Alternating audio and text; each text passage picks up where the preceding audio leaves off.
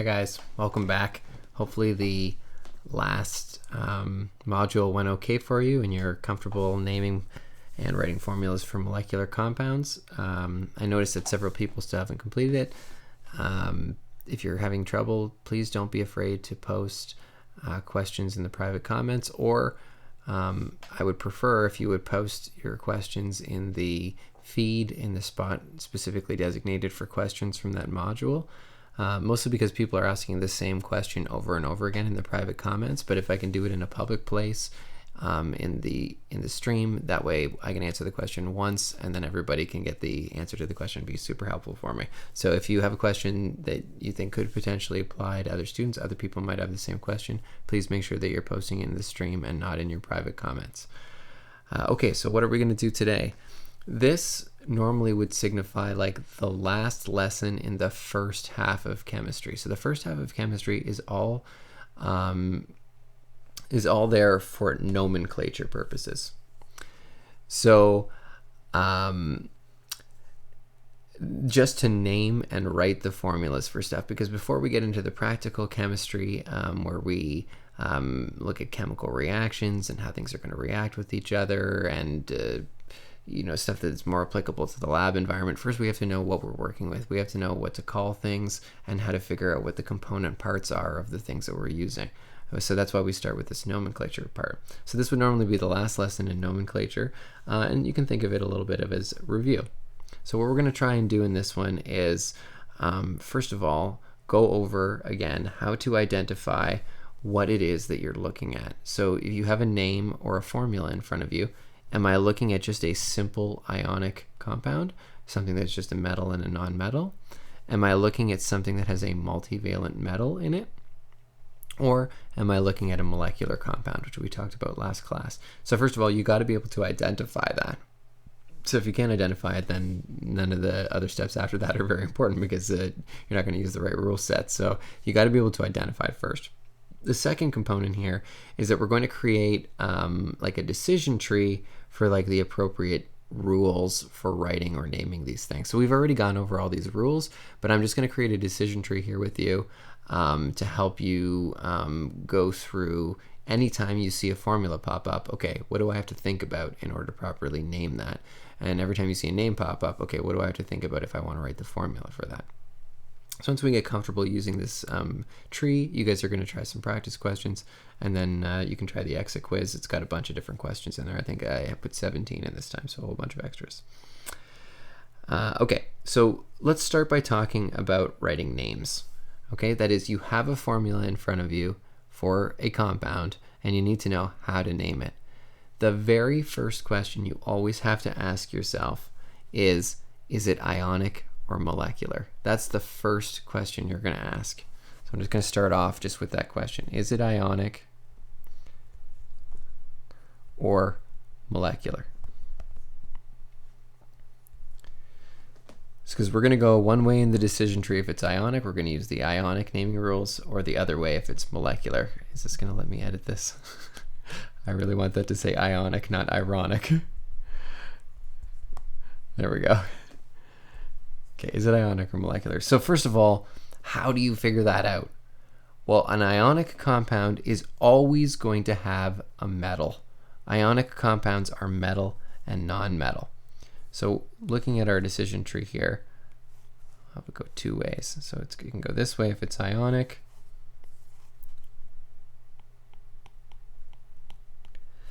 Is a metal plus a non-metal. Or another way of thinking of that, you could say it has a positive ion and it has a negative ion in it. Okay, so if it has a metal in it, it's ionic. Then you're going to go this way in the table. If it doesn't have a metal in it,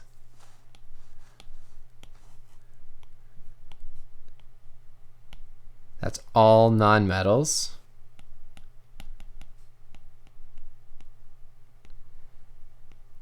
Then you're obviously going to be in molecular territory then. Okay? So these ionic compounds over here are going to have ionic bonds.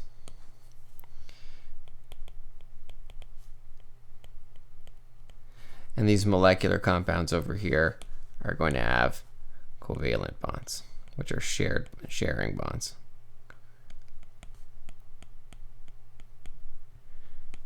Okay, so the first thing you have to do is decide that. I'm going to take a compound with me right now, and we're going to make the decision.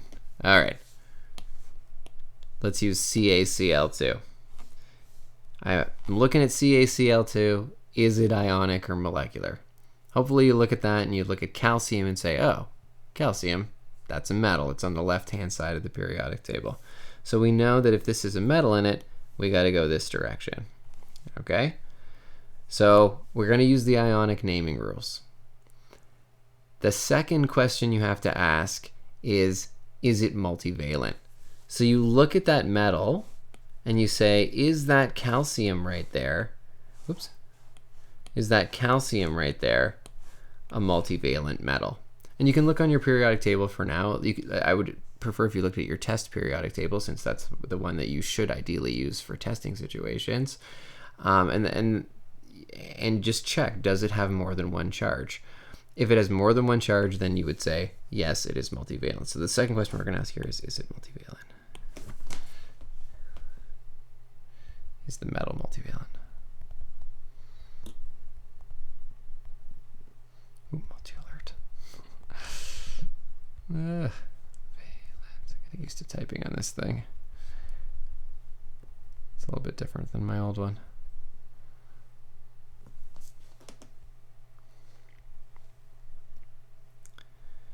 Okay, and you can figure that out just by looking at your periodic table. You guys always have access to that.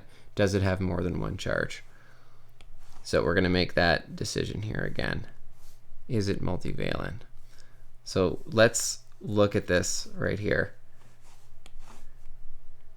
So yes on this side and no on this side. Is calcium multivalent? So you look at your periodic table. No. Calcium only has one potential charge, 2+. Okay, so we're going to go this way. No, not multivalent. So if a formula is not multivalent, it's just a simple ionic one, this is the easiest it gets. In this case, you just name the ions. Okay?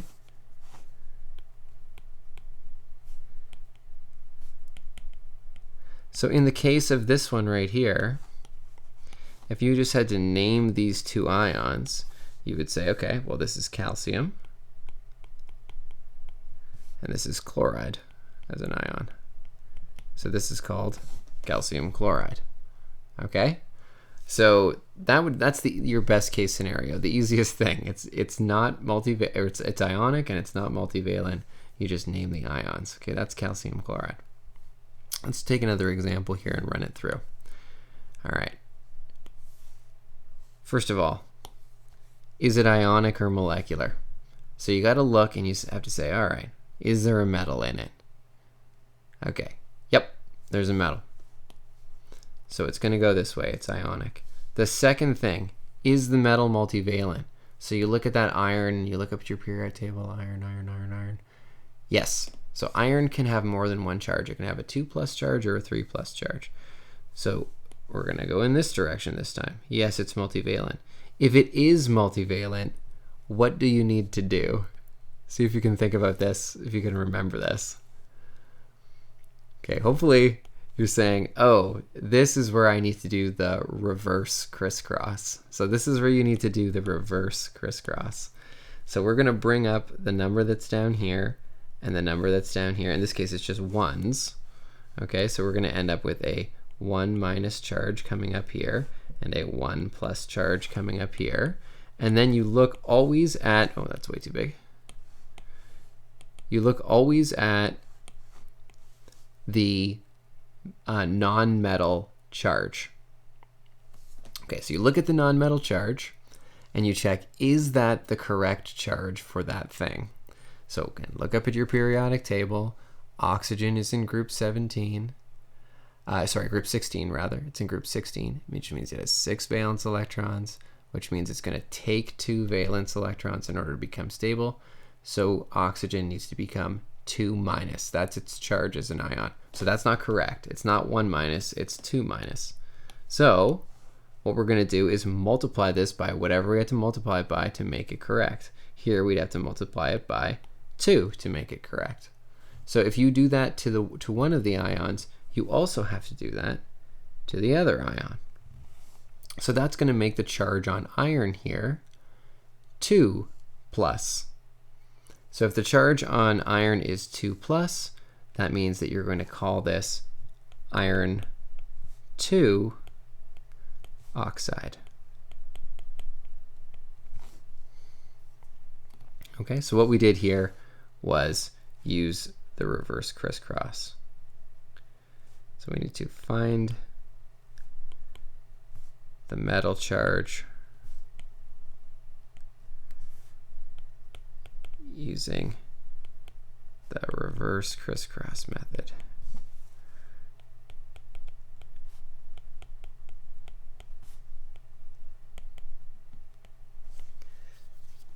All right, so that's what you do if it's multivalent. Now, if we would have looked up here at the oxygen charge and it would have been correct, so let's say that it was supposed to be 1 minus, then whatever the charge was for the iron would have been correct, 1 plus, and then this would be iron 1 oxide, but it's not. Okay, so now let's look at another example.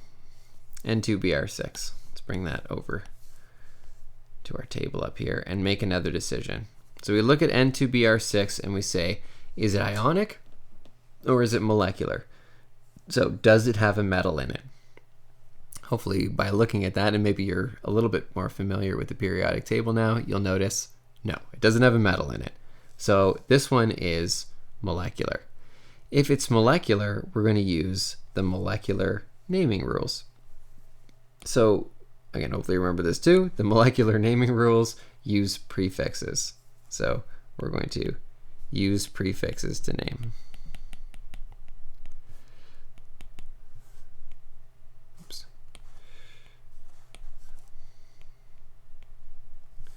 So the prefixes, if you'll remember, I'll draw them over here on the side again. We've got 1, 2, 3, 4, 5, 6, 7, 8, 9, 10. Mono, di, tri, tetra, penta, hexa, hepta, octa, nona, and deca. Okay, so if you don't know those prefixes yet, those ones you got to file away, you got to know those. So you're definitely going to want to, like I said, memorize those if you don't know them yet. But if we want to name this using the prefixes, we have to look at the number of each. So we're looking at these right here. So there are 2 nitrogens. So 2 nitrogens means we would call it dinitrogen. And 6 bromines would mean hexabromide.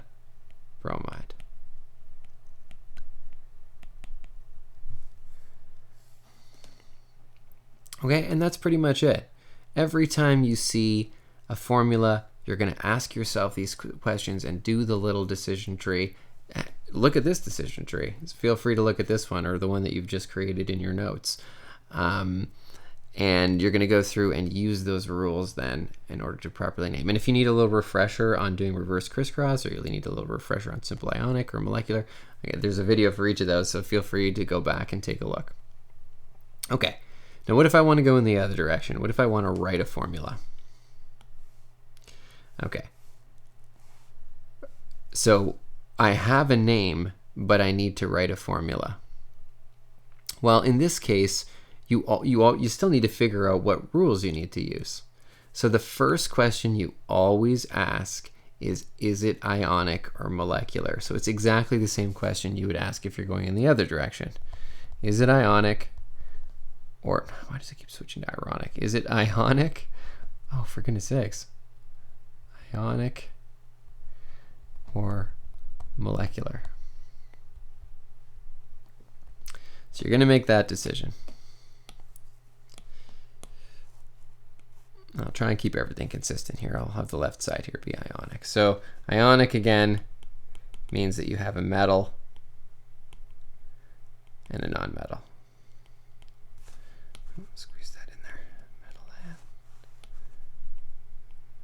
non-metal. And then in the other direction, that would be the molecular side.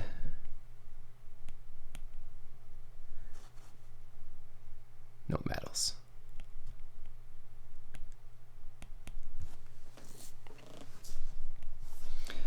All right, so I'm going to grab one of these from over on the side here, and we're going to go through the decision tree again and figure out what we need to do. So, all right, let me grab this one. This is trisilicon octafluoride. All right, trisilicon octafluoride, silicon and fluorine. So you look at your periodic table and you say, is there a metal? And it's always going to be the first one no matter what. Metals get written first. So is silicon a metal? All right, you look up at your periodic table. No, silicon is a non-metal. It's on the right-hand side of the table. Actually, technically, this one is a metalloid. But anyway, it's on the right-hand side of the staircase, so you're going to call it a non-metal.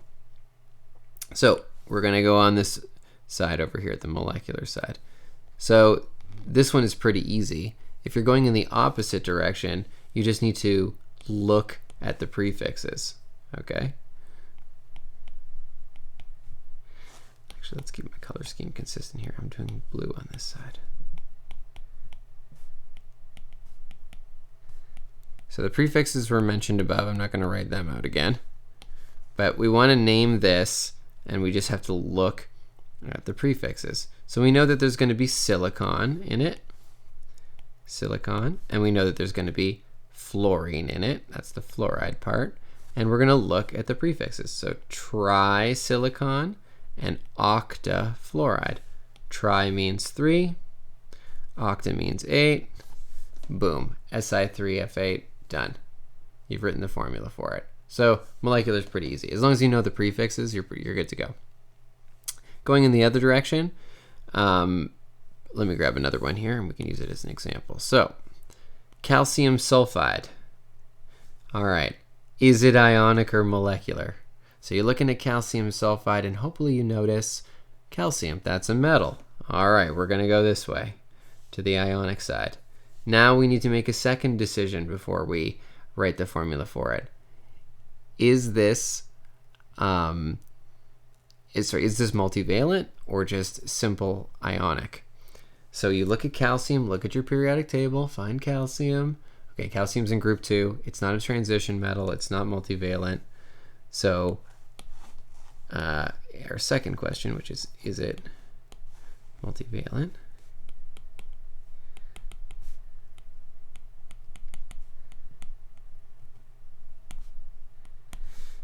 So the answer here is no, it's not. So we got no. Oh, actually, did I do it the other way above? I think I did it the other way. Yeah, let's keep it consistent. Yes, over here. No, over here. So that means calcium sulfide is going to come over here to the no. So it's not multivalent. What do you need to do in order to write the formula for this? I'll let you think about it for a second. You got to write out the ions. All right, so the ion for calcium is Ca2+. And you can look that up in your table. It's in group 2, so it's going to be 2+. And sulfur is in group 16, which means it's going to be 2-. Then we're going to do the crisscross. So the 2's come down here. And initially you might think, okay, well that's going to be Ca2, S2, except for the fact that they're both 2's. So if they're both the same number, they're going to cancel each other out. It's just like a ratio, right? So this is just going to be CAS. Okay? Or I should say that you're reducing it like a ratio. So it's like there's 2 of one and 2 of the other. Then you just reduce it to 1 and 1. All right, one last example. Copper 2 oxide. So is it ionic or molecular? Well, you look at copper 2 oxide. Hopefully you know copper is a metal. So it can't be molecular. It's going to be ionic. Is it multivalent? Yep, you can see that Roman numeral right there. So yes, it is multivalent. Here we're going to take the exact same steps, which is that we're going to write out the ions. I forgot to actually write that in here. I want to write in the instructions here, write out the ions. You actually do it for both, so why don't I put it right in the middle here?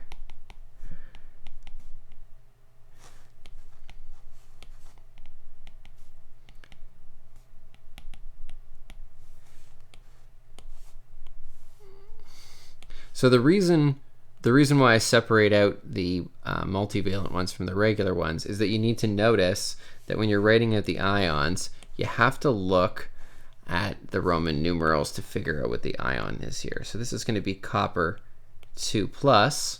The 2 plus here is coming from the 2. And oxygen is always going to be 2 minus because it's in group 16. You do your crisscross rule, and this one actually also happens to be 2 and 2.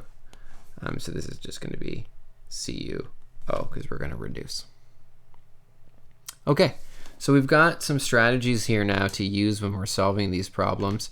I recommend looking at your decision tree at least a few times at the beginning until you're really comfortable knowing what you need to do in each case. And what I'm going to get you to do now is just do some practice. So the one thing I've got to point out here is that we've skipped over something that we normally do in grade 10. We've skipped over polyatomic ions. We talked about them just a touch in class before the break. I mentioned it. I don't even know if people remember that. But this polyatomic ions are essentially when the ion has more than one element in it. And we're not going to cover it in grade 10. I've talked to the grade 11 chemistry teachers. It doesn't really matter whether you do it in grade 10. You do it again in grade 11 chemistry if you're going to take it anyway. So we're going to skip over it because we just don't have time to cover it anymore. But I had to go through here and read out all of the questions that require you to know about polyatomic ions. So there's quite a few in here.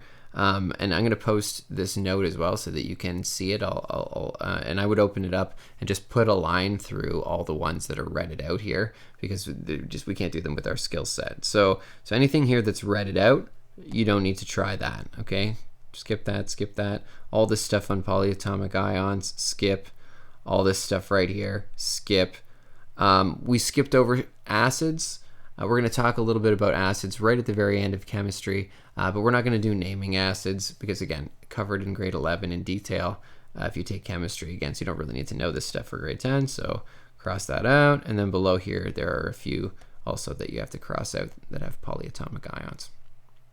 Okay, so I'm going to do just one or two just so you can see what I'm talking about here in terms of what to do. I'm just going to do one. So what it's asking you to do here is to write out the ion. So this is NaCl.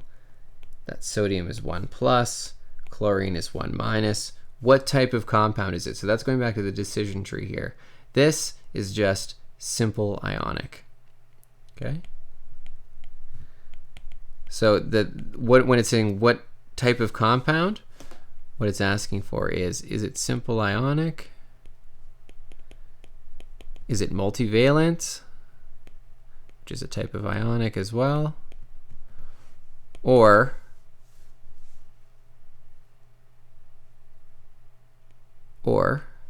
is it molecular?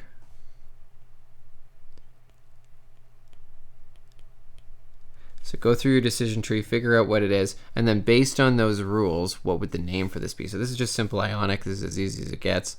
This is just sodium chloride.